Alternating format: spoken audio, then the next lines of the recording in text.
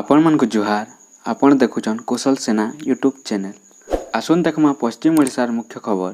कलाहांडी के आसबे ओडिशा बाहर थिबा 46,000 अधिक दादन श्रमिक।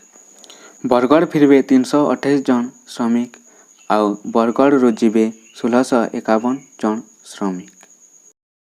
लॉकडाउन थिबार बाद भी संबलपुर अंचल के पशुचन जिला बाहर लुकी।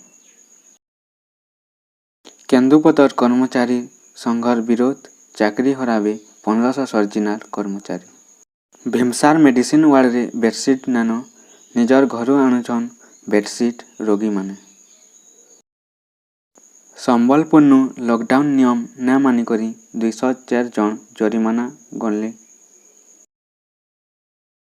नुआपड़ा ने हला कोविड हॉस्पिटल उद्घाटन। बलांगीर नु हेबा मे 10 नु रवि धान कलेक्शन।